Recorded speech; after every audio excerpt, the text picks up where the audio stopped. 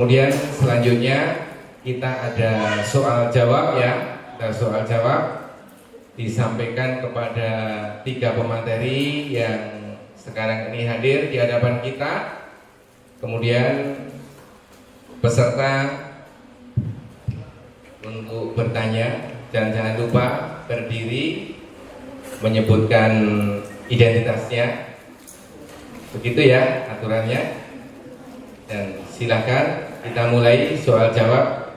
Kita buka. Silakan.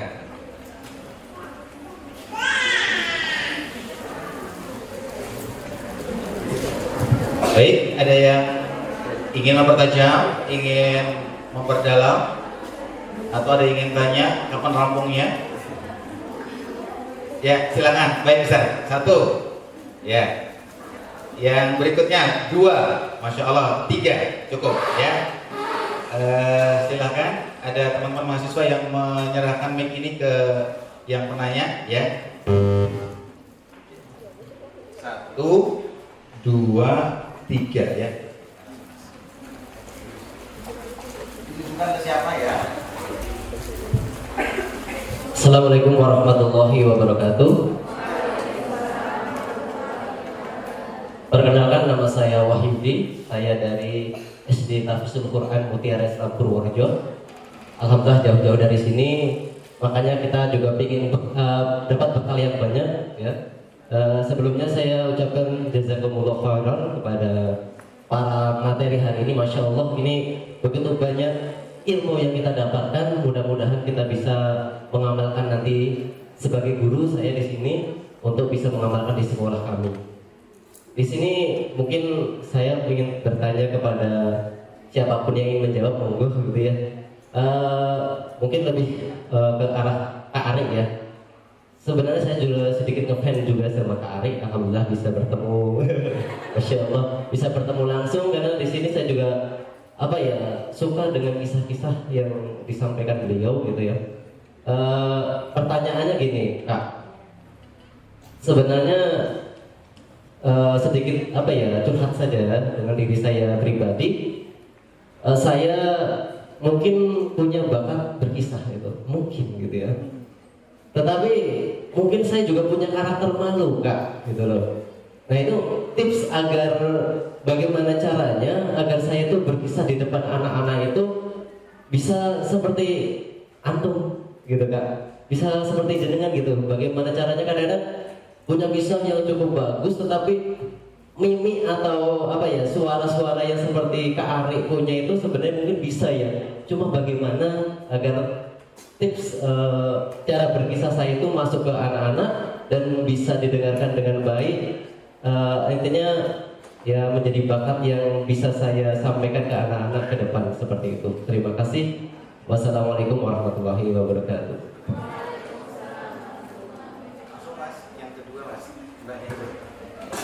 Bagaimana? Yang sini dulu, sini dulu. Ya boleh habis sama ya. Yang satu dulu Mas, yang kedua. Ya. Tadi.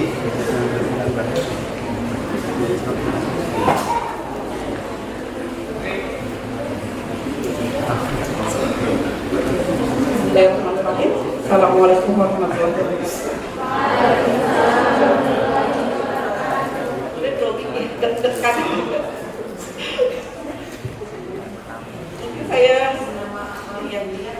contekan dulu ya. Saya yang satu ya Pak. Bagaimana mengelola barang yang bisa link-nya.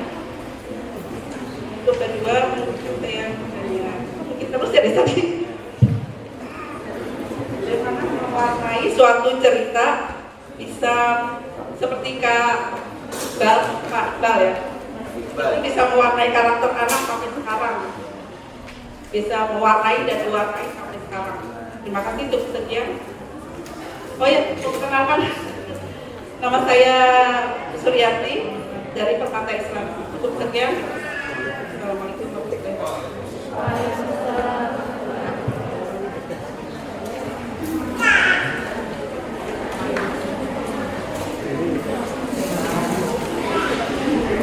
Ya, sebelumnya Assalamualaikum warahmatullahi wabarakatuh.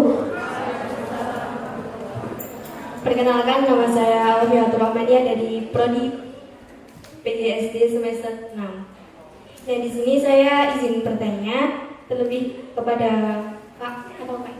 Kak Iqbal Faris mengenai public speaking dan storytelling tadi. Nah, berbicara tentang public speaking dan storytelling, Bapak tadi menjelaskan bahwa keduanya memiliki keterkaitan. Nah, sedangkan dalam kehidupan ini ada berbagai macam orang, ada yang extrovert, introvert, ansos dan lain sebagainya. Ada juga mungkin salah satu mahasiswa PGSD yang ada di sini mungkin memiliki kepribadian itu. Nah, bagaimana cara mereka untuk meyakinkan diri mereka sendiri, terlebih lagi meyakinkan seorang introvert atau ansos tersebut dapat melakukan atau bisa menjalankan public speaking dengan baik dan benar, terutama sebagai calon pendidik di masa mendatang. Bagaimana cara mereka itu bisa percaya diri untuk melakukan public speaking maupun storytelling di depan umum. Terima kasih. Wassalamualaikum warahmatullahi wabarakatuh.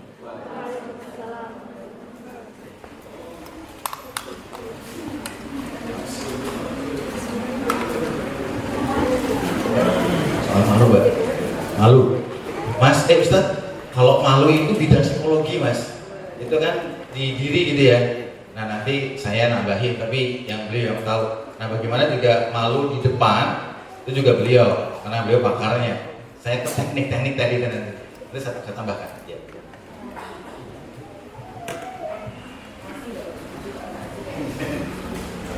Bismillahirrahmanirrahim. Saya tadi jawabnya satu aja. Innamal a'malu binniyat. Apa? Semua yang kita lakukan semua ini dulu. Niatnya pengen apa? Misalnya kita Kak Ari ini adalah salah satu tokoh cerita berkisah yang diberi anugerah Allah. Salah satu banyak tokoh-tokoh yang bisa menirukan. Tidak semua orang bisa menirukan persis, tidak. Dan kita jangan sampai stres, mudu kayak ngono itu. Tapi kembali lagi, innamal niat kita pada saat kita menjadi guru itu adalah apa? Memberikan ilmu tadi, memberikan nilai-nilai gitu kan. Jadi penekanannya ke konten dulu. Kalau tips saya adalah penekanannya konten. Isinya ini apa? Niat kita apa? Menyampaikan apa? Kisah salah satu nabi, siapa misalnya Nabi Nuh. Nabi Nuh kata kuncinya apa? Kapal, sudah kapal. Terus kemudian selain kapal, siapa saja yang masuk kapal? Binatang-binatang, nanti ada suara kayak gitulah misalnya. Kita tentunya mungkin nggak bisa persis seperti Kak Ari. Kak Ari mau diberi anugerah. Seperti orang bernyanyi, suaranya itu kan tidak ada yang sama kan ya. Kak Faiz diberi Allah anugerah suara enak banget. Dia DM enak banget. Saya di Zoom tuh mesti kuelek ramen aja. Tapi saya nggak pikir itu. Bodoh amat, tapi aku menyampaikan pesan gitu loh. Karena Allah sudah memberiku suara gue ya, nyempreng kayak gini. Allah udah diberi saya tak lembut-lembut kok anu banget dan lebay banget gitu loh. Ya seperti ini, saya intinya kalau kita sebagai guru, sebagai ini apapun kita menyampaikan tadi cerita ke anak kita apa, oh ya, kisahnya ini yang mau saya sampaikan. Nilai-nilai yang mau akan saya sampaikan ke anak saya, nilai ini. Oh, nilai saya ketaatan, nilai apa? Kebersamaan, nilai kepatuhan dan sebagainya. Itu yang disampaikan. Ambil nilai-nilai dulu, kemudian kita improvisasi. Improvisasi itu tidak selalu dengan suaranya yang harus sama kayak air. So kayak gitu, anaknya kita libatin. Gimana deh suara kamu deh ayam. Yuk bareng sama ayam, yuk suara ayam kayak gitu. Kalau ayam suaranya ayam kayak gini, gitu aja. Itu mungkin caranya. Jadi nggak mesti harus SOP-nya. Kalau Kak Ari pikir ya banget deh. Itu udah anugerah yang terindah. Yang harus disyukuri dan tugasnya adalah dia. Nah ini Kak Ari ini hidden mission-nya kan sebetulnya mau regenerasi loh. Nanti itu bakal harus ada Kak Ari yang lain. Tapi dengan casing yang beda, dengan casing zaman saya tuh ya dulu cuma saya sih misalnya Bu, aku punya bosen ya kemudian ada Kak Bimo yang dulu kayak ya sudah. Terus sahabat saya namanya Mas Wes almarhum, itu Masya Allah juga. Jadi intinya mereka dengan cara masing-masing, dengan cara hidden mission, intinya apa? Kita mau hidden missionnya apa? Kita nyampein itu. Jadi kalau yang namanya orang sudah berpisah pasti raisin gitu loh, pasti nggak malu. Ya memang pertama gimana? Ya gimana cara raisin? Ya memang itu raisin gitu. Mukanya jelek nggak boleh malu, kan jadi jelek banget. Coba kali di foto. Kalau pas gaya orang ganteng hilang. Tapi sementara gitu ya. Tapi intinya adalah tadi niat kita apa, pesan apa yang kita sampaikan. Tentunya nomor satu sudah nggak malunya duluan, dan nggak malu itu terlatih. Kita nggak mungkin pada saat saya pun juga dulu dengan proses ya bisa bicara depan. Pada saat kapan? Pada saat bekerja dengan orang lain, Allah memberikan tugas-tugas kehidupan pada saya dipojokkan situasi, harus bergaul dengan A, B, C, D, dengan Pak Soko, terima segala macam. Aku jujur kudu piye, yo wis kudu tak adepi gitu loh. Jadi intinya menguatkan rasa keberanian adalah niatkan. Kemudian tips yang kedua, sampaikan bahwa saya sedang belajar. Sampaikan bahwa saya cemas. Kalau saya nggak tahu tipsnya public speaker nanti ini luar biasa pasti. Kalau secara psikologis saya terbuka. Maaf, saya lagi belajar. Jadi kalau saya nanti redek ya dimaafkan. Itu disampaikan dengan terbuka. Sama murid-murid kita, nggak apa-apa. Ini Pak Guru sedang belajar, ini Ustadz sedang ini. Jadi kita sama-sama belajar ya. Jadi kalau ini, gitu. Disampaikan dulu pesannya apa, hidden missionnya apa, kemudian baru kita improvisasi. Dan keberanian itu memang harus diawali sejak dini. Percaya diri itu nggak instan. Percaya diri itu nggak instan ya. Bagaimana kita seorang ayah dan ibu pasti pengen anaknya percaya diri nggak? Pengen anaknya mandiri nggak? Tapi dikeloni terus diraiso. Tapi kita emang, tapi pengen anak saya biar percaya diri. Tapi di emang ya nggak bisa. Itu harus seiring sejalan antara niat, ikhtiar, la haula wala quwata illa billah, Allah tinggal. Tapi Allah itu akan memudahkan, akan memuluskan proses ikhtiar kita. Manakala kita total ikhtiarnya.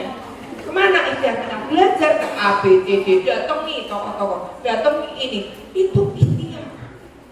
Dan nggak ada sesuatu yang berhasil tanpa proses. Kalau suatu berhasil jujur instansi wagu. Wagu itu apa? Ini apa namanya bahasanya apa ya? Jelei itu apa? Musiman. Musiman ya, bener ya?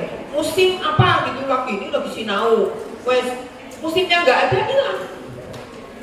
Tapi kalau kita belajar dari proses, awalnya bisa bicara itu ya pada saat memang alhamdulillah saya tugas di Jakarta, dihadapkan pada situasi di mana saat itu saya berpikir dianggap psikolog abot banget gitu ya.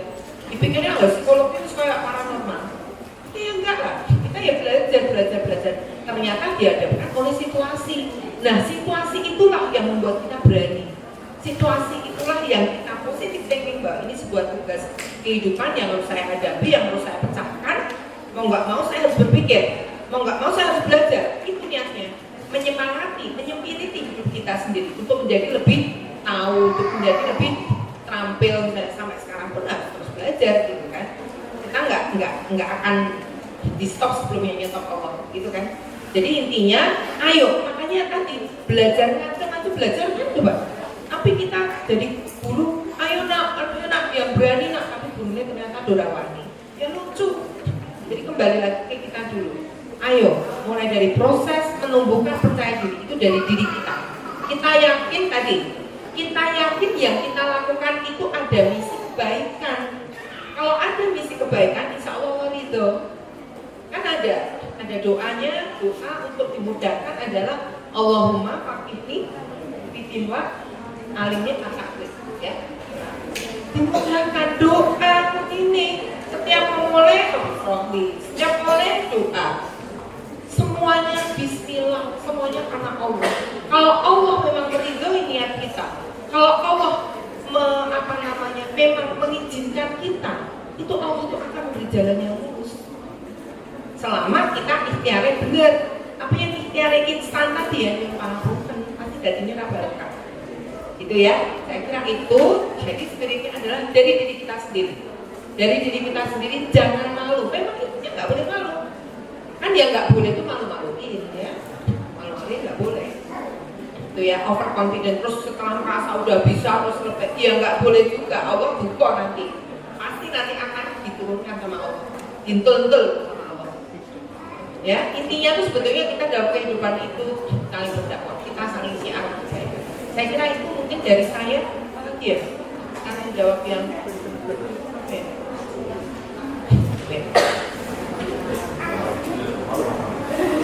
Siapa tadi? Malu. Bener ya, saya nyambung. Innama amalu binniyah itu dahsyat kalau kita mau kaji lebih dalam gitu. Jadi niat itu kan sebetulnya awal itu keinginan, kemudian niat, terus azam, kalau nggak salah gitu ya. Yang paling dalam itu azam. Jadi niat kita kalau saya menyederhanakan itu, kalau dalam kitab ta'lim itu ada 5, tapi supaya sederhana saya bikin 2 saja. Pertama, niat itu karena Allah, jelas ya, jadi detail sekali. Kalau kita beruntung ya, karena kami Muslim, kita tuh centelannya enak gitu, tuntunannya jelas. Kalau jadi niatnya karena Allah, apapun yang kita kerjakan kan basicnya karena ibadah. Jadi kita hadir di sini pun itu ibadah kalau niatnya benar. Gitu. Niatnya karena Allah, mencari ilmu, menuntut ilmu itu kan ibadah. Pun demikian ketika kita bicara, ketika kita memberikan story kepada anak-anak kita, baik itu anak kandung ataupun anaknya orang gitu, itu niatnya kan ibadah. Bahwa nanti apa yang saya sampaikan ini akan berefek pada kehidupan dia. Itu yang pertama. Kemudian yang kedua adalah bermanfaat untuk orang lain. Khairun nas anfa'uhum linnas. Kalau bahasa psikolognya Nyun Sewu, kalau koreksi namanya altruis. Altruis itu keinginan untuk memberikan informasi kepada orang lain. Gitu. Altruis, A-L-T-R-U-I-S-T, altruis. Itu versusnya adalah egois, menyimpan informasi. Cuma altruis ini harus pas ya, Bud ya. Kalau berlebihan nanti juga jadi FOMO, fear of rejection, fear of missing out. Dikit-dikit ngomong, dikit-dikit nggak mau ketinggalan gitu. Padahal di sisi lain kita juga harus jadi pendengar yang baik. Gitu. Maka altruis ini harus pas banget. Ini informasi yang layak untuk saya bagi kepada anak-anak kita. Sama seperti guru Ibu Narti yang memberikan informasi kepada saya, sehingga saya dan kemudian saya sampaikan kepada anak-anak saya menjadi sebuah value dalam keluarga itu karena Bu Narti. Gitu. Bu Narti dapat pahala jariah karena memberikan informasi tentang toharoh kepada anak-anak didiknya. Wallahu alam siapa yang mengingat, apakah hanya saya atau satu kelas itu ingat, nggak tahu. Saya menyampaikan kepada Anda semua, ada 300-an orang, kemudian Anda sampaikan pada anak-anak Anda nantinya, saya juga dapat pahala jariah dan Ibu Narti dapat pahala jariahnya dan Rasulullah dapat pahala, kan begitu ya kalau Islam. Itu jadi yang pertama adalah niat karena Allah, yang kedua altruis, bermanfaat, khairun nas anfa'uhum linnas. Kemudian yang selanjutnya adalah kenapa sih orang bisa malu? Maka ada yang namanya apprehension. Ketakutan berbicara, ketakutan terlihat bodoh di depan umum gitu. Ketakutan Jojo nanti kalau saya ngomong begini orang nolak nih. Jangan-jangan kalau saya ngomong begini saya salah gitu. Itu karena fear of rejection, ketakutan ditolak gitu. Basicnya manusia itu kan makhluk sosial, seneng kumpul-kumpul gitu. Kalau dia sendirian di panggung, dia takut. Apa? Takut ditolak, takut salah, takut ini. Makanya kemudian ada mimbar ditutupin kan, karena itu ada shield, ada tameng gitu, jadi nyaman gitu. Padahal secara psikologi dia merasa, aku sendirian nih kayaknya. Kan kalian kalau gerutu-gerutu ngomong dewe kan, begitu suruh maju kayak ayam kedinginan gitu, nyekupruk gitu. Itu karena fear of rejection, jadi ketakutan. Maka selanjutnya adalah langkah selanjutnya sederhanakan semua. Ya, kalau anak-anak saya selalu ulangi, anak-anak itu nggak butuh kita terlalu lebay. Anak-anak itu butuh kita sederhana. Bahkan Allah membacakan buku itu anak-anak sudah seneng ya Kak Ari ya. Kalau beliau kan sudah profesi ya. Saya nggak yakin juga sama anak-anaknya juga begitu. Istriku tolong bikinkan kopi yang enak. Nggak gitu juga kali. Bun, kopi dong, paling begitu kan. Nggak harus gitu. Karena ini nanti untuk panggung. Untuk anak-anak yang banyak beliau harus gitu karena engage, grab the audience. Kalau anak kita cuma 1, 2, 3 ya cukup dengan ya kali ya, tolong saya dikoreksi. Saya begitu kalau baca anak. Yuk, suara monyet. Udah seneng.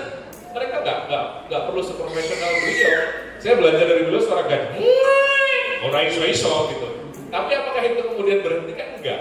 Iya bu ya. Anak-anak sudah senang. Anak-anak itu masya Allah, mereka jujur sekali. Mereka bersih hatinya. Makanya saya tuh nggak bisa ngomong di depan anak-anak karena anak-anak takut sama saya. Lihat wajah saya galak begini.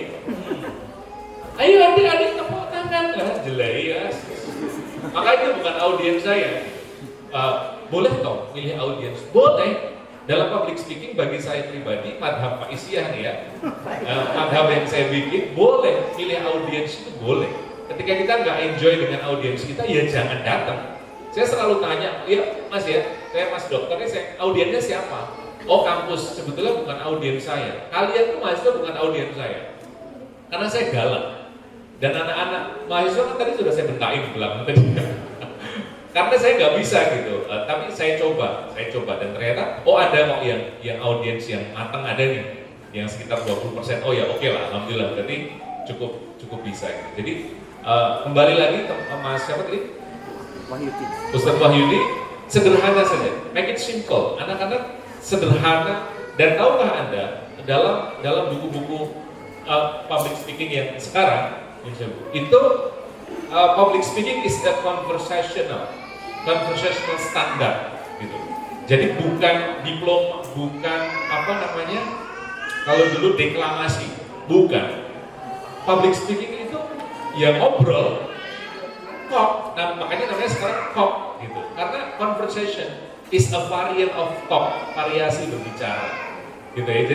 Jadi sekali lagi Ustadz Wahyudi dan teman-teman, kalau memang ingin belajar bercerita, yang harus pertama ini benar tadi niatnya apa. Kemudian yang kedua adalah make it simple, sederhana aja, nggak usah macem-macem gitu, nggak usah ketakutan nanti ditolak nanti anak-anak ini. No, anak-anak itu sederhana. Anda cukup menulis ulang buku misalnya, membacakan ulang mereka sudah happy sekali. Itu dari saya, Mas Ari. Masya Allah, Ustaz Wahyudi, itu ya. Nah, yang saya sering sampaikan gini, banyak sekali pertanyaan malu. Ya, kita tuh malu sama siapa, Mas? Ustaz? Kita malu sama siapa? Mestinya kita malu, sadar kalau malu itu ketika kita malu cerita, ini datangnya pasti dari ketidakpahaman kita. Ini datangnya pasti dari iblis syaitan yang menghalang-halangi kita berkisah. Karena 2/3 Al-Quran isinya kisah. Karena surat Al-Fatihah, ihdinas siratal mustaqim, tunjukilah kami jalan yang lurus. Jawabannya itu dengan cerita, dengan kisah. Siratal ladzina an'amta alaihim, yaitu jalannya orang-orang yang diberi nikmat. Ada kata alladzi, ada kata orang-orang, berarti ada ceritanya dong. Ada kisahnya dong. Ada hikmahnya dong. Jangan-jangan malu kita nggak paham surat Fatihah. Ustaz, bercerita berkisah ini Allah yang perintah, Rasul Muhammad yang mensunnahkan. Saya bingung untuk mencari kalimat motivasi selain ini perintah Allah, ini sunnah Rasulullah untuk menghalangi malu kita. Maka saya yakin semoga setelah ini nggak malu, karena setiap waktu yang kita lalui dengan anak-anak kita tadi betul simpel saja. Saya kayak gini karena audiennya banyak. Bisa bayangin kalau saya nggak pakai gerakan kayak gitu, susah ya. Tapi kalau di rumah anak-anak saya ngobrol biasa aja, ya, ngobrol. Dan anak-anak nggak pernah nanya, nggak mirip, nggak ada. Betul nggak? Betul ya, nggak ada. Tadi kalau dalam pelatihan saya nanti, jangan fokus pada suara-suara dan ekspresi tadi, fokuslah kepada konten. Kita tidak sedang merubah mendidik anak-anak kita sedang menapaki kekurangan kita dari cerita-cerita itu. Bisa kebayang, teman-teman? Tolong, tak kasih hadiah. Tak kasih hadiah 50.000. Siapa yang nggak pernah dengar, nggak pernah tahu cerita dongeng kancil nyolong timun? Angkat tangan. Ada enggak? Ada enggak? Kenapa kok nggak ada yang angkat tangan? Pertanyaannya adalah, bisakah dongeng kancil nyolong timun itu hilang dari ingatan kita? Tuh, dahsyatnya cerita itu nggak bisa hilang. Bayangin, dongeng yang kayak gitu aja itu melekat banget, makanya bangsa kita kayak gitu.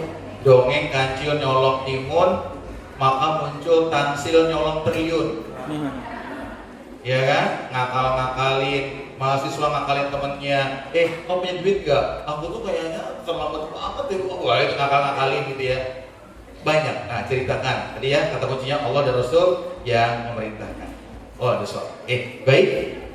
Abah, ini yang kedua, mengelola marah, ya, emosi, simpel gitu. Nanti baru Ustazah tadi ya,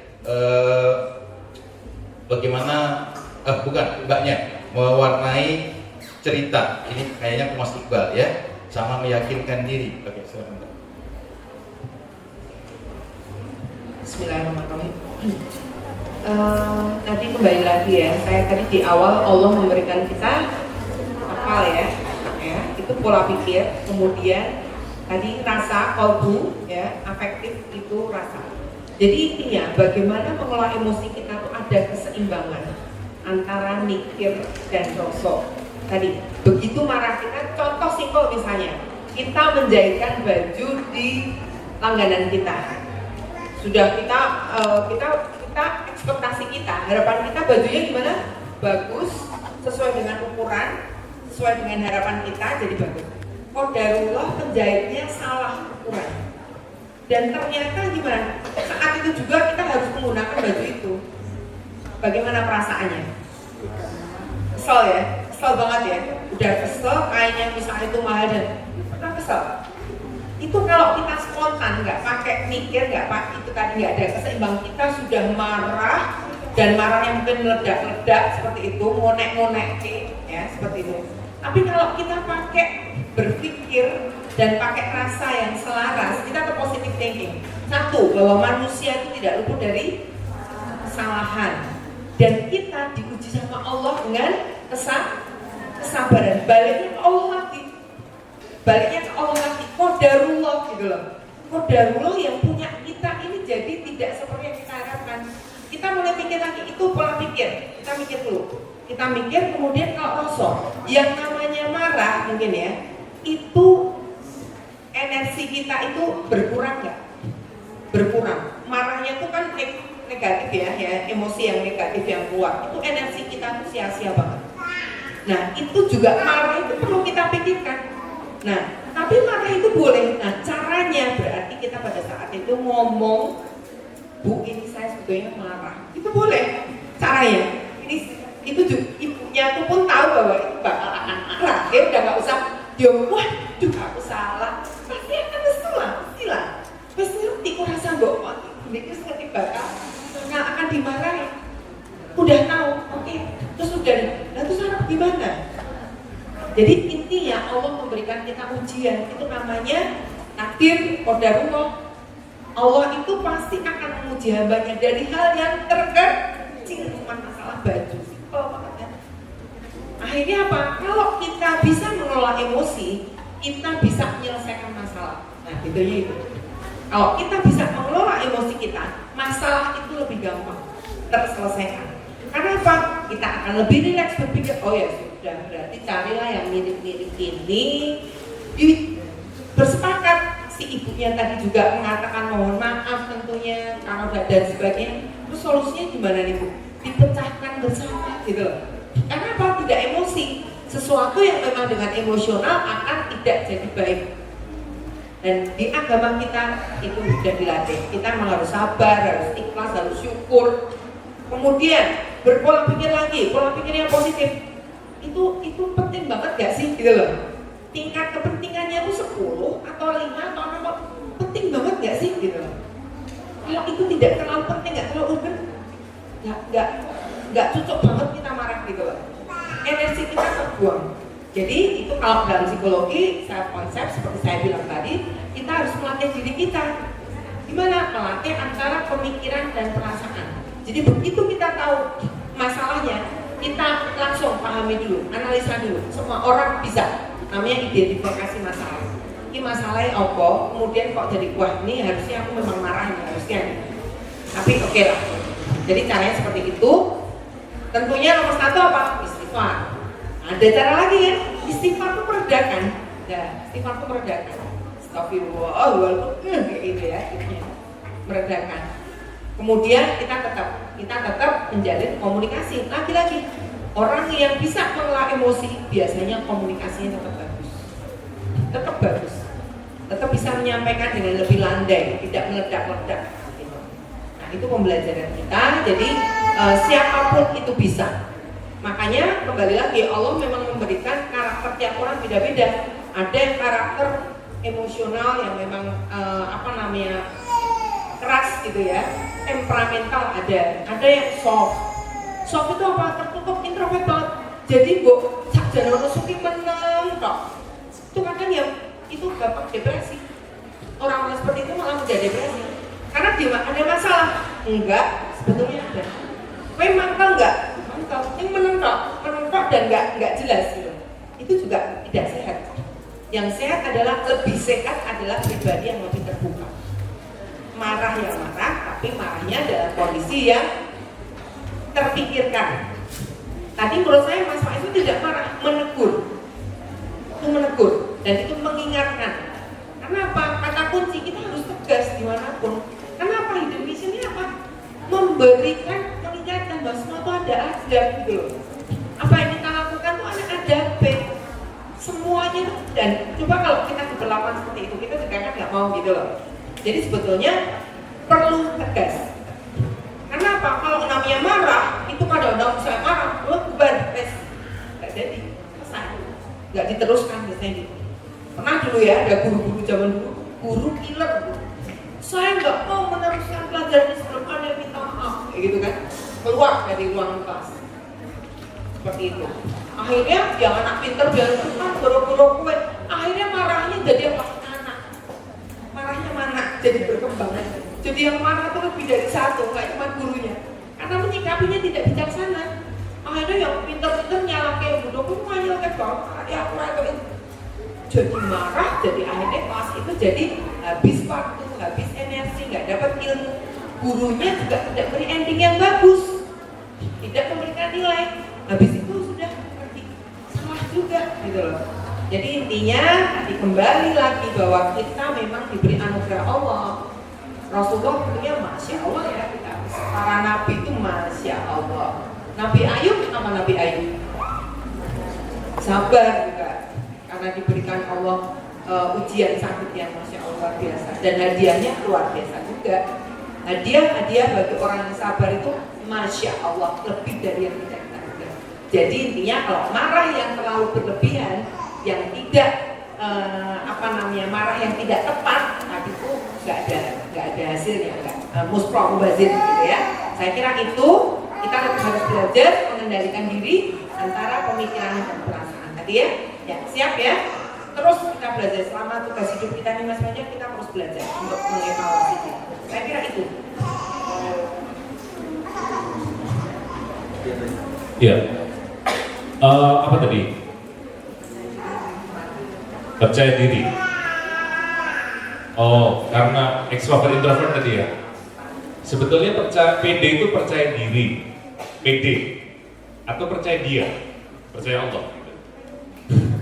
Kalau saya sering sampaikan itu. Jadi kita ini sering doa ya. Kalau orang Islam kan Rabbi shrahli sodri wa yassirli amri wahlul 'uqdatam min lisani yafqahu qawli, itu kan doanya Nabi Musa lantaran beliau merasa tidak pantas untuk bicara di depan Fir'aun, lantaran kemampuan komunikasinya tidak baik, tidak buruk, apalagi beliau juga cadel.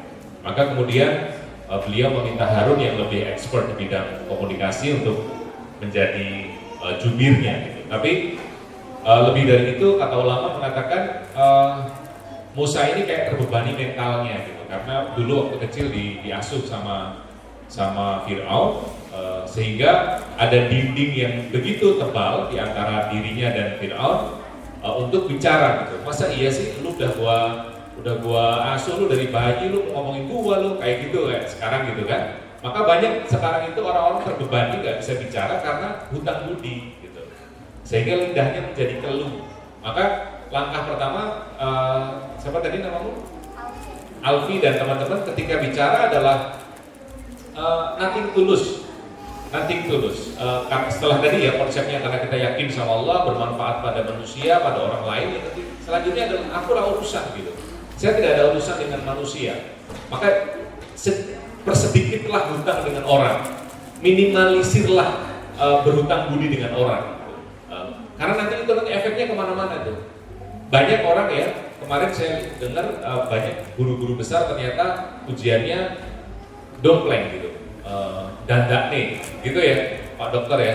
Apalagi sekarang ada chat GPT, kita nulis apa aja udah muncul semua, itu kan dahsyat banget kan. Nah itu jadi untuk Alfi dan teman-teman adalah untuk mengurangi beban itu, yakin aja bahwa yang saya sampaikan ini sesuatu yang bermanfaat dan aku nggak peduli sama yang lain. Sering muncul di pertanyaan kepada saya, kalau audiensnya orang-orang lebih hebat dari saya terus gimana? Maka kembali ke niat tadi. Saya kembali ke niat itu untuk 1-2 orang atau ada yang tidak mendengarkan saya. Oh, niatku hanya fokus kepada yang mendengarkan saya. Saya menegur dia nanti karena dia cukup mengganggu saya sehingga saya tegur gitu. Kalau anak kecilnya bisa saya tegur. Bapak ibunya nggak paham nih kalau ini ganggu, tapi kan nggak mungkin gitu. Itu pun menggalikan emosi gitu. Padahal saya terganggu dengan anak ini. Gitu. Tapi saya karena dia anak-anak dan orang tuanya ingin dapat ilmu dan tidak punya pengasuh, maka monggo. Maka di panggung itu banyak sekali hal akan terjadi. Kedewasaan kita, kemampuan kita menahan diri. Ada orang yang dengerin kita sambil gitu. Kalau kita fokus kepada orang itu, habislah kita. Tapi kita fokus kepada ratusan orang yang mendengarkan kita, yang datang jauh-jauh untuk mendengarkan kita. Ya sudah, aku kalau bahasa Inggris yang kasar nih, I don't give a shit. Saya nggak peduli sama lu gitu. Aku peduli sama orang-orang yang datang mendengarkan, respon, mencatat, niatnya baik gitu. Itu ya, itu Alfi dan teman-teman. Lagi-lagi ini jawaban saya dan jawaban para narasumber akan berkelindan. Silahkan disimpulkan sendiri. Jawaban saya kepada Ustaz Wahyudi tadi akan berkait juga dengan jawabannya untuk Alfi. Kemudian terkait dengan extrovert introvert. Sebetulnya banyak dari kita yang salah memahami extrovert introvert itu apa. Pahami dulu apa itu. Seolah-olah kalau introvert itu jelek. No, extrovert itu keren. Enggak. Itu sama saja sebetulnya. Itu karakter manusia. Saya ambivert. Saya itu enjoy di depan orang. Tapi sesekali saya nggak mau ketemu orang. Itu nggak nyaman dan itu oke, nggak ada masalah. Being introvert itu nggak apa-apa. Extrovert itu, koreksi kalau saya salah. Extrovert itu adalah ketika kita terpengaruh dari dunia luar. Kalau ada orang ketemu orang itu happy, jadi enjoy. Introvert itu energi muncul dari dalam diri, maka dia harus menyendiri, gitu loh. Itu yang saya pahami dari bukunya Carl Jung. Dia diambil dari Carl Jung. Kemudian dia penulisnya namanya Susan Cain. Quiet judul bukunya. Itu menyoroti betapa berisik dunia sekarang ini dan justru orang-orang dengan kemampuan introvert itulah yang dia akan menang. Teman-teman boleh cek para pemimpin besar itu didominasi oleh para introvert. Mengapa? Karena dia lihat dunia luar, dia scan, kemudian dia ke dalam, dia nulis naskah, dia menyendiri, dia bikin sudut pandang. Rasulullah kalau boleh saya bilang beliau introvert. Koreksi kalau saya salah. Ini mungkin analisa saya. Kenapa? Beliau suka menyendiri. Beliau melihat umatnya itu sedih. Begitu beliau dapat wahyu, apa langkah pertama yang dihubungi? Siapa orang pertama? Abu Bakar, Pak, Ibu. Kenapa Abu Bakar? Abu Bakar itu extrovert, temannya banyak. Banyak orang masuk Islam lantaran Abu Bakar. Abdurrahman bin Auf, Utsman bin Affan, itu gara-gara beliau dakwah kepada Abu Bakar membenarkan langsung. Itu karena beliau punya tim. Ya gitu. Jadi extrovert introvert itu bukan jadi alasan untuk kita menjadi pembicara. Kalau saya introvert gimana? No. Mulai sekarang analisa lagi. Jangan-jangan kamu tuh sok-sok introvert. Jangan-jangan kamu tuh sok-sok ekstrovert, aslinya gue udah kenal dirimu sendiri. Ya, mundur lagi yuk, step back. Kenali dirimu sendiri. Kenali diri. Karakter saya, kepribadian saya bicara itu ada di mana. Gitu ya. Jadi silahkan cari tahu diri kita, karena saya termasuk orang yang alhamdulillah dikasih Allah mengetahui diri saya sejak saya SMA. SMP itu saya punya cita-cita pengen jadi penyiar TV. Keren gitu kayaknya. Kemudian Allah takdirkan dapat jadi penyiar radio. Kemudian saya ngerti, wah saya enjoy. Saya Fakultas Hukum Universitas 11 Maret. Tidak ada hubungannya dengan komunikasi. Kalau mau ditanya, tapi justru karena komunikasi bidangnya luas. Teman-teman saya penyiar ada yang dari arsitek, ada yang teknik elektro, ada yang orang kedokteran, dan nggak ada hubungannya gitu. Kalau komunikasi biasanya lebih terstruktur, ilmunya lebih runut, tapi di masyarakat nggak butuh yang ini. Yang butuh ya kemampuan kita berdiskusi, kemauan kita mendengarkan orang lain, itu nomor satu bagi saya. Itu kunci teman-teman. Sekarang ada karakter namanya munjuli. Apa?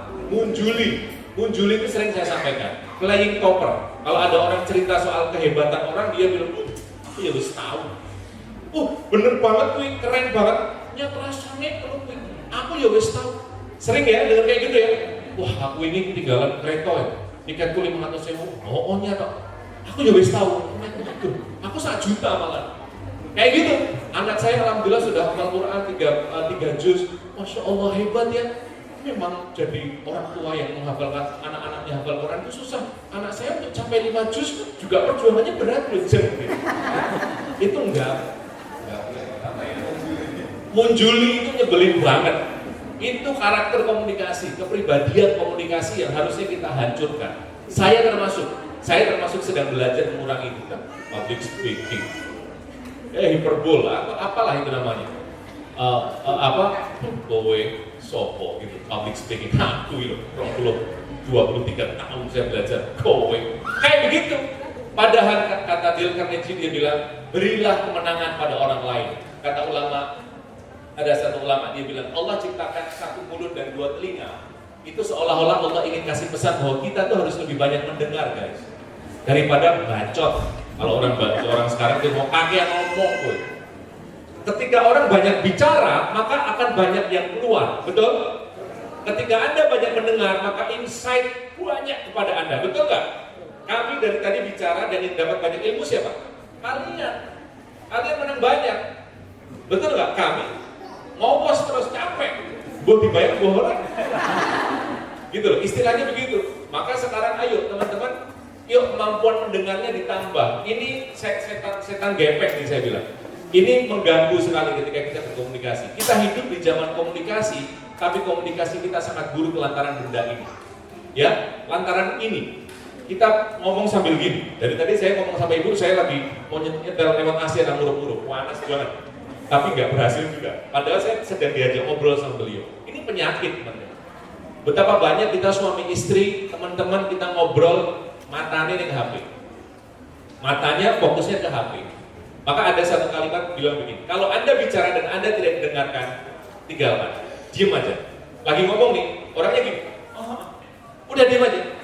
Berarti Anda sedang tidak bersama saya. Anda ada di depan hidung saya, tapi you are not present. Kamu tidak hadir bersama saya.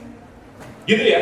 Maka saya harus jawab public speaking, komunikasi ini kompleks, luas, dalam, nggak bisa dijawab hanya 1-2 jam. Kemudian hanya jawab, tapi harapan saya dari apa yang saya jawab, teman-teman kemudian melakukan riset gitu, teman-teman melakukan analisa lagi, baca lagi, cari trainer lagi, cari guru lagi, supaya point of view-nya bertambah gitu, ilmunya bertambah, ya, gitu. Kemudian satu lagi teman-teman, jadi kemarin saya dapat nasihat dari seorang ustaz. Jadi yang harus kita lakukan itu harus terdiri dari 3 hal, apapun itu. Yang pertama harus ada ilmunya, oke? Harus ada apa? Ilmunya, semua hal. Awali dengan ilmu. Kata guru kami Ustaz Budi Azhari, ilmui. Apa-apa diilmui dulu. Bicara begitu. Saya dulu bukunya Dale Carnegie, bukunya Barat. Begitu ngerti Al-Quran ini public speaking akeh bro. Qaulan karima, qaulan layyina, qaulan maisura, qaulan qaulan ma'rufa. Ada 6 Q di situ. Bagaimana Rasulullah diperintahkan oleh Allah berkomunikasi dengan 6 Q. Bagaimana Musa menghadapi Fir'aun yang kurang ajar itu, justru Allah bilang qaulan layyinan, bicaralah dengan lembut. Tapi pertanyaannya, apakah kemudian Fir'aun masuk Islam, beriman? Enggak. Karena yang membuka hati itu bukan mulut kita guys, tapi Allah. Maka kita harus berdoa, Rabbi syrah, ya Allah mudahkan mulutku ini loh, cangkemku ini. Yang banyak dosa ini, mulut kita yang banyak dosa, yang banyak musuh. Ini kalau nggak karena petunjuknya Allah, ini nggak akan ini akan ya Allah, ini tertutup. Hati itu tidak bisa disentuh dengan lisan. Kalau lisan kita itu hanya perantara, tapi hati bisa disentuh dengan hati. Maka bicaralah dari hati. Kata Imam Malik, hal-hal yang bisa disampaikan dengan hati akan masuk dalam hati. Kalau kita ngomongnya cuma lip sync, kita hanya ingin dikagumi, hanya ingin memikat, memukau, apalagi mempesona, itu jauh dari Allah. Nabi Nuh itu 950 tahun dan dia hanya punya pengikut segelintir. Betul? Sedikit sekali. Nabi Nuh tidak terkenal di kalangan umatnya, tapi Nabi Nuh terkenal di akhirat. Betul? Ibrahim loh Pak, Bapak Ibu, teman-teman semuanya. Ibrahim itu ketika beliau ngomong begini, dimusuhi umatnya, dimusuhi orang-orang sekitarnya, tapi aku rawusan. Gitu, karena percaya dia. Kembali lagi, percaya dia. Itu yang pertama, ilmu. Yang kedua apa? Riset. Jangan berhenti riset, teman-teman. Ya, jangan pernah berhenti riset. Apapun itu, buku, artikel, diskusi, mendengarkan orang, apapun itu riset. Teman-teman harus punya satu bidang saja yang Anda kuasai. Jangan banyak-banyak. Siji, kok ujung-ujung jadi pakar branding, sisuke jadi pakar parenting, baru kita jadi ustad. Ujung-ujungnya ustad, kok boleh duit kandidat, jadi ustad bae lah. Diundang nonton ini akhirnya untuk duit. Gitu. Jadi apa karaktermu apa? Gitu. Ya, teman-teman mulai sekarang mumpung masih muda, yuk camkan kata-kata saya, cari spesialisasimu. Yang iso masak, dalami masak. Yang bisa bikin kopi, bikin kopi. Yang bisa parenting perdalam, gitu loh. Saya dari 20 tahun lebih nggak mau kemana-mana. Saya hanya bidang public speaking, komunikasi. Sekarang saya menyentuh sirah, itu pun sedang belajar. Karena itu buah dari komunikasi saya harus menelurkan sirah Nabi. Saya sedang belajar dengan Ustaz Budi Azhari, dengan beliau, dengan teman-teman yang lain. Itu jadi orang TNT percaya sama saya. Profesor itu dijuluki profesor karena dia punya satu spesialisasi, betul ya? Bukan kompresor, gitu. Kalau kompresor banyak ngomong. Tapi kalau profesor, benar-benar profesor karena dia punya spesialisasi. Maka lakukan riset mendalam. Saya katakan mendalam. Kalau meluas saja, Anda tidak mendalam, Anda seperti wartawan. Kayak seperti kami dulu. Dia ngomong A nyambung, dia ngomong B nyambung. Tapi tidak dalam, karena kami bukan pakar. Paham ya? Kalau Anda ingin expert perdalam, siji wae sudah. Pastikan Anda mengetahui seluk-beluknya. Kata Islam, ulil albab. Jadi ulil albab. Jadi kalau ngomong itu pakai belahan hati yang paling dalam. Lub itu belahan hati paling dalam. Orangnya yang ngomong ulil albab. Gak usah ngomongin gestur. Gesturnya piye enggak. Gestur keluar sendiri nanti. Ya, kalau kita yakin dengan yang kita katakan, itu keluar sendiri. Ekspresi wajah itu butuh dilatih ya. Tapi ketika kita yakin dengan apa yang kita sampaikan, ekspresi wajah itu muncul sendiri. The message is you. Paham? Apa ulangi? The message is you. Pesannya kamu. Pesannya bukan PowerPoint. Pesannya bukan catatan. Tapi the message is you. Yang kedua. Yang ketiga adalah pahala. Oke? Pahala. Mencari ridha Allah. Mencari wajah Allah. Ya, nomor 1 dan nomor 2 orang Barat melakukan itu. Ya, nomor 1 ilmu melakukan itu, riset melakukan itu, luar biasa orang Barat, orang Israel, orang Amerika, orang Inggris. Tapi mereka tidak ada yang ketiga, mengharap ridha Allah, mengharap pahalanya Allah. Tapi kita, saya dan teman-teman sebagian yang muslim, itu punya ini. Oh, yang saya lakukan ini Allah tidak ridho.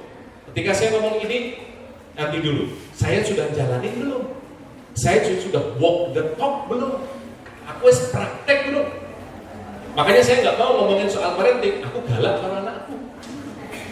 Saya nggak mungkin bilang parenting. Saya keras sama anak saya, jujur.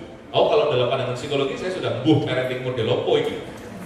Enggak, bukan tegas. Saya keras. Saya harus akui karena anak-anak kita kita harus dididik dengan keras bagi kacamata saya. Umar bin Khattab bilang, hiduplah dalam keadaan keras karena nikmat itu tidak ada yang abadi. Umar bin Khattab. Kalau anak-anak kita dididik dengan, hebat, ujuk-ujuk guru-guru ngomong hebat, kesandung sering disalahin terus, ada modok, bukan, anakku nggak lihat, nah gitu. Anak-anak kita kan sering dimanja, betul nggak? Saya sering ngomong sama anak-anak saya, otaknya dipakai. Demi Allah saya sering bilang gitu. Akalnya di mana kamu kayak begitu ngomong kayak begitu? Allah yang bilang loh, afalat ta'qilun. Wah, afalat tatadzakkarun. Jangan kesandung. Kamu salah gitu. Karena kamu enggak punya matamu. Bukan, oh salah, enggak apa-apa. Ini salah kodok. Your head, saya bilang. Mana kodoknya? Gitu. Itu yang bikin generasi strawberry, generasi lemah, teman-teman. Ya, tadi mungkin berkaitan dengan, saya langsung ya, berkaitan dengan pertanyaan ibu tadi. Gimana cara menyampaikan itu kepada anak-anak kita? Satu Bu, carilah inspirasi dimanapun Anda berada. Saya terinspirasi dengan guru saya Gunarti tadi soal najis, maka saya dapat inspirasi itu melekat mendalam kepada benak saya. Kemudian saya riset, oh ternyata najis, oh ternyata bahaya. Begini, kemudian saya telurkan pada anak-anak saya. Sofia, hati-hati najis. Kalau kencing cepok, kamar mandi disiram, dilatih nek perlu, dan resik, misalnya begitu ya.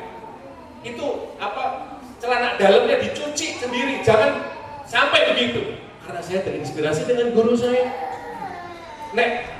Saya sama anak saya itu kalau ke kamar mandi, hal terakhir yang harus mereka lakukan adalah siram pintu kamar mandi. Disiram pintu di kamar mandi supaya ketika dia melangkah keluar dari pintu, najisnya hilang. Dengan siram pintu itu airnya turun, kan begitu. Carilah inspirasi dimanapun sehingga Anda bisa menginspirasi orang lain. Paham ya? Being inspired so you can inspire others. Katanya begitu. Dan inspirasi itu menular, contagious. Kalau Anda tidak dapat inspirasi, Anda tidak akan bisa menginspirasi orang. Itu yang konsep yang pertama. Yang kedua, walk the talk. Surat As-Saff ayat 2 dan 3, posisi paling kanan di pertengahan. Ya ayyuhalladzina amanu lima taquluna ma la taf'alun, kabura maqtan 'indallahi an taqulu ma la taf'alun, kata Allah. Hai orang-orang yang beriman, kenapa kamu hanya bisa ngomong doang? Kabura maqtan, sungguh berat, besar murka Allah bagi orang-orang yang isone ngomong tok. Betul? Sekarang banyak orang ngomong doang, jargoni, ngujar besok, ngelakoni. Walk the talk, anak-anak mencontoh orang tuanya. Juga pengajian. Saya selalu bilang, anak-anak hati-hati kencing. Saya menyontohkan itu. Ya, jujur saya yang belum bisa adalah mengendalikan emosi sama anak saya. Ya itu makanya saya menolak untuk ngajar parenting ya kayak gitu. Tapi saya punya teknik parenting sendiri, parenting roller coaster. Kadang-kadang saya kerasi, kadang-kadang saya elus, kadang-kadang saya terima kasih, kadang-kadang matur nuwun ya, maafin abah, tolong bantu abah. Yang ketiga Bu, otentiklah pada anak-anak. Jangan banyak drama sama anak-anak kita. Otentik, minta maaf kalau salah, minta tolong, terima kasih ya anak. Marahin abah, silakan. Kalau abah salah, kamu minta maaf. Tolong abah diajarin. Saya sampai bilang begitu sama anak, supaya anak-anak juga, oh iya, bapakku yang menusuk, bapakku yang keliru. Orang tua zaman dulu, kelemahannya adalah satu. Mereka tidak pernah mengatakan, kenapa saya melakukan itu? Kenapa kamu begitu nak? Orang tua saya dulu menyuruh saya mondok, tapi tidak pernah, kowe kudu mondok kerbo, iki. Tidak pernah detail. Ya, itu satu kelemahan orang tua kita di zaman dulu. Tapi kita tetap menghormati mereka, karena mereka bisa membesarkan kita tanpa Google. Mereka bisa membesarkan kita tanpa YouTube. Mereka bisa membesarkan kita tanpa ChatGPT sekarang. Kita dikit-dikit, bagaimana menjadi ayah yang baik? YouTube. Betul nggak? Bagaimana bikin masakan sayur asam yang enak? YouTube. Orang tua kita itu bikin sayur, yuk, enak. Betul nggak? Karena apa? Keikhlasan mereka. Karena mereka punya rasa ikhlas, mereka tawakalnya tinggi sama Allah. Ya. Kemudian yang ketiga adalah kompak. Yang keempat, kompak suami istri harus kompak. Nek bapaknya lagi ngandani ibunya rasa, aja mana toh Pak? Aja banter-banter sama anakmu, anak jadi bencong. Paham? Kalau ibu lagi ngomong, bapaknya nambahin yang perlu. Ibunya nyetot sing kiwa, denger kamu cetot sing tadi. Ya perlu begitu. Biar anak ngerti bahwa bapak ibunya kok kompak.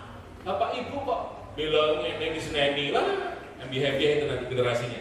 Betul nggak? Bapaknya lagi ngomong, lagi taskin, lagi nasihatin, aja seru-seru bapak anakmu sakit. Nah itu generasi stroberi, paham? Generasi yang nampaknya mulus, nampaknya cantik, disenggol sedikit, melenyek. Generasi stroberi karena hasil dari parenting stroberi. Orang tuanya melenyek, anaknya tambah melenyek, kepidak melenyek. Begitu ya, ibu-ibu, jadi bapak-bapak semuanya dan teman-teman yang calon bapak, calon ibu ini loh, ini kalian akan jadi orang tua. Ingat-ingatlah kalimat-kalimat itu. Kalian akan menelurkan generasi-generasi, kalau generasinya masih seperti kalian, merasa jadi suami istri. Generasi kalian harus jauh lebih baik dari kalian. Generasi saya harus jauh lebih baik daripada saya. Kata guru saya tadi bilang, kalau generasi kita itu cuma lebih baik dari kita, percuma. Generasi kita harus jauh lebih baik daripada kita. Eman cuma jadi kayak saya, jadi kayak Kak Ari. Apa ini? Mending lebih baik sedikit. Nggak ada Pak. Generasi kita harus lebih baik. Dan teman-teman yang belum menikah, pertama carilah suami yang teguh, yang iman, yang keren karena ilmu, bukan keren karena duitnya. Itu loh. Banyak anak pejabat duitnya haram, jadinya kayak begitu. Ya, kalau cari istri tadi, cari istri yang pintar toharoh, cari istri yang ngerti Quran, cari istri, begitu. Jadi nanti generasi juga generasi yang baik. Makanya ada dalam Islam itu ada nasab, ada hasab. Nasab itu siapa bapakmu, siapa ibumu, siapa simbahmu. Hasab apa? Apa karya mereka. Nah, apa karya mereka kepada umat ini. Maka kita akan bercerita kepada anak-anak kita nanti. Ya begitu ya. Jadi panjang lebar ngomongnya. Masya Allah, alhamdulillah. Iba. Baik, saya wabarakatuh wabarakatuh pada para pemateri yang telah berbicara pada siang hari ini. Baiklah, masih semangat? Saya ingin memberikan hadiah kepada 3 penanya. Yang pertama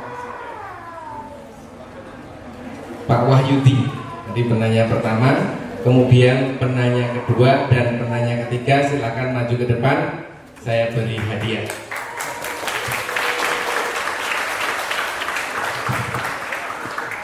Bu Yanti yang kedua.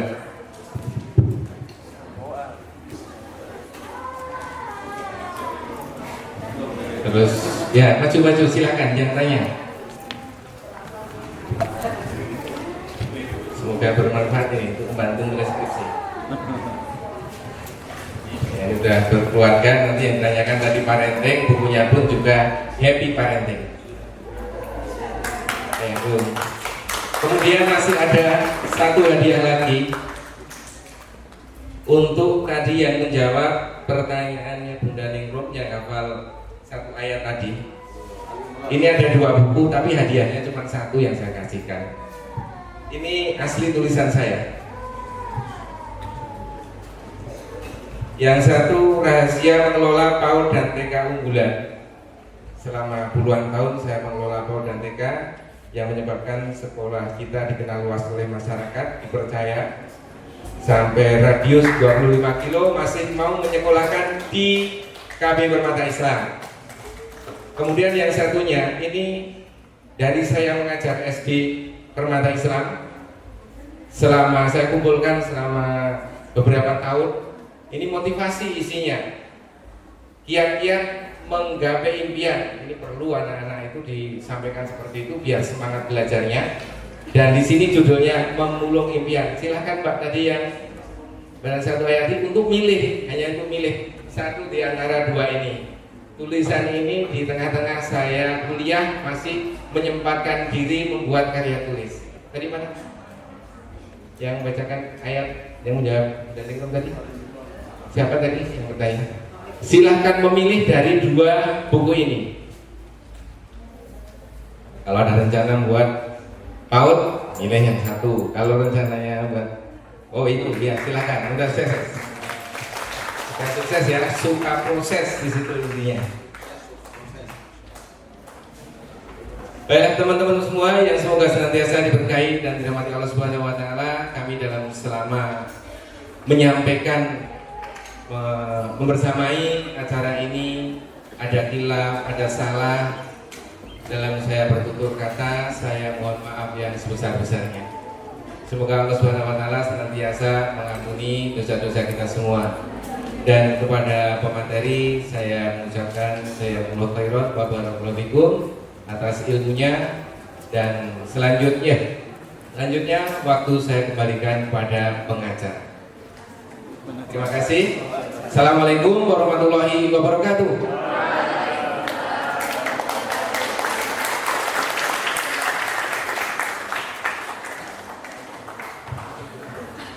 Masya Allah, barakallah. Beri tepuk tangan sekali lagi untuk narasumber kita dan moderator pada siang hari ini.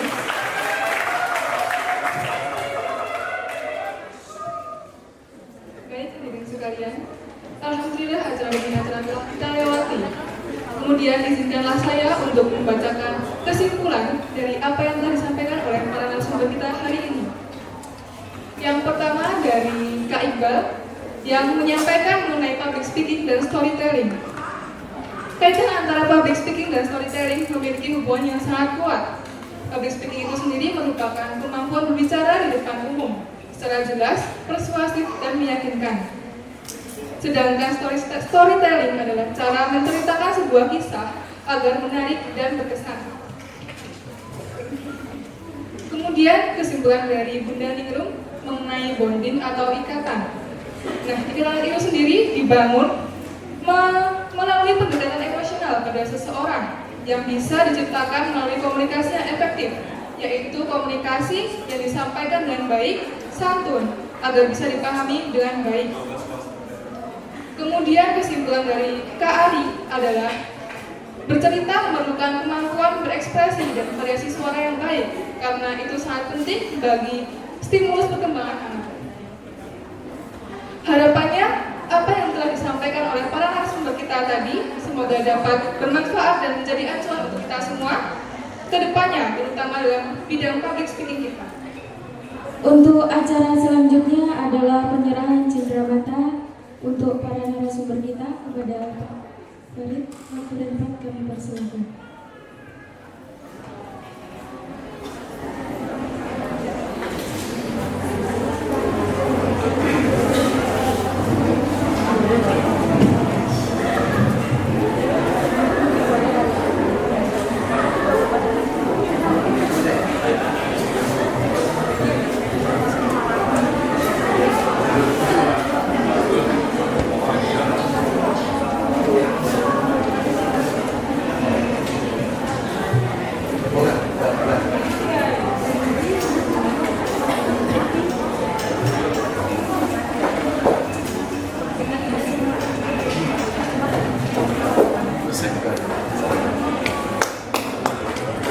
Beri tepuk tangan untuk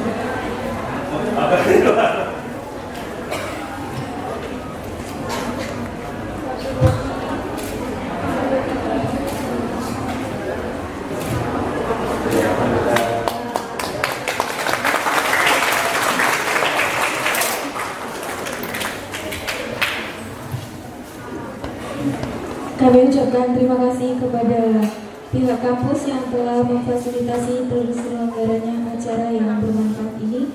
Dan kami ucapkan terima kasih juga kepada PPMI Persaudaraan Pencerita Muslim Indonesia, kepada Kamera Dakwah, kepada penerbit Aqwam dan Redefine Public Speaking.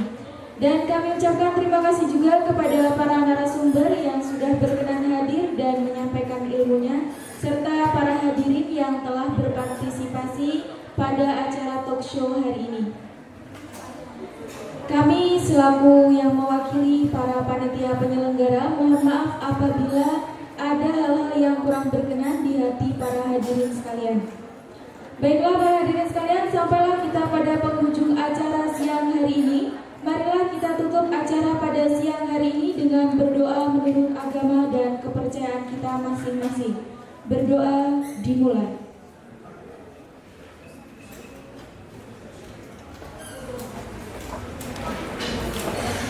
Berdoa selesai. Baik teman-teman, mungkin hanya ini yang dapat kami sampaikan. Kurang lebihnya kami mohon maaf. Wassalamualaikum warahmatullahi wabarakatuh.